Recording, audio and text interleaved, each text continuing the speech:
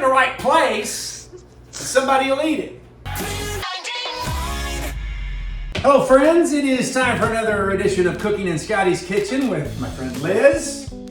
And today we are going to do a dish that has been on the Thanksgiving and Christmas table every year at my mom and dad's house since before I was born. But there is a bit of a history to this dish as far as like with me, even a little controversy, one might say. Not everybody likes it, and I get that. But the whole thing about us laughing about it at work is several years ago, and I mean say it's probably been 10 years or more, I took this to the Zimmer Thanksgiving thing, and nobody, there was not one spoonful gone out of it. Since then, people have eaten it and they like it, and there's even a couple people who they're like, you're gonna bring it, aren't you? Yeah, so, it's become a staple at this point. Yeah, but it's as much a joke as anything else. 3 ingredients, you can't go wrong with that. That's right. It's Jello, Red Hots, and applesauce. But we need some boiling water to start. 2 cups of it. Okay. Okay, and one of the issues you might run into is actually finding the Red Hots. Now these are the Cinnamon Imperials, been around for 100 years or so from the Bronx people. Sometimes you'll see it in the baking aisle or over there, but many times it's just kind of amongst the Christmas candy. So if you don't see it right away, check the Christmas candy and like, you know, kind of where the wrapping paper and some of that stuff is. And if you don't find it, ask somebody at Hy-Vee. One of the things I love about Hy-Vee, and I've talked to their managers about that, is when you go and ask them for something, they stop what they're doing and take you to find it. Then we're gonna take just a couple of boxes of cherry Jello, and we're gonna dump them in this bowl. By the way, Liz, there's lots of stirring involved in this, and I may not have warned you about that. Okay. I may need your help because the stirring goes on and on and on. One year, and this was my argument about why nobody ate it, because I just went and put it with the thing, and then with the people who were putting together the dinner, they put it by the desserts. Well, nobody's gonna eat this for dessert when there's pumpkin pie and pecan pie and pumpkin rolls and you know what I mean? And beautiful cookies and all of that. No, I mean, put it by the salads, at least somebody would try it. Obviously, the Jello melts pretty quickly. It takes a little longer for these to melt. That's what puts the magic in Red Hot Jello. Here's something else that's very interesting about this recipe. And it's one of those things I always mean to ask Mom, but I'm never thinking about it. When she gave it to me, she said, put 1 cube of ice and stir. And she was just very adamant about the 1 cube of ice. Yeah. And I'm like, why? What's the difference between 1 cube and 2?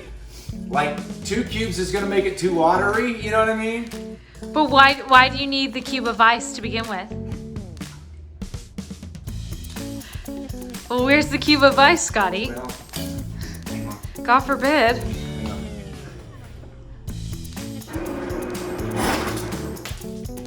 Hold on. Oh, that was 2. Well, no wonder no one eats it. You put 2 cubes of ice in it. So this part can be a little tedious. It looks like it could use a left-handed stir. Oh, okay. Hey, as long as I'm not opening any cans, stirring is totally fine for me. Yeah. Let me go get the antique can opener for you. And you mentioned the smell of it. Best compliment I ever got, and this was from a lady at work. She said, it smells like Christmas. And I said, yes! Let me know when you need a break. Okay. How long does this typically take? I've never timed it. I probably ought to. Yeah.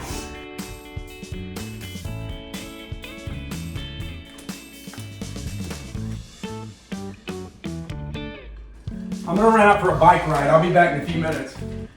Have fun. They're getting tinier and tinier. Yeah, there's only a few left.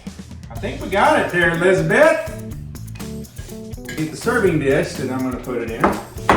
You could do it in that. I did it in that for years. Yeah. And then I finally thought, hey, here's this serving dish that I never use for anything. A beautiful pour. Take your cinnamon applesauce. I think the recipe said 16 ounces. Then just put it in the fridge overnight. So, all right, so that'll sit overnight, and by the time we show up at our little feed tomorrow, we'll be in good shape, Elizabeth. All right.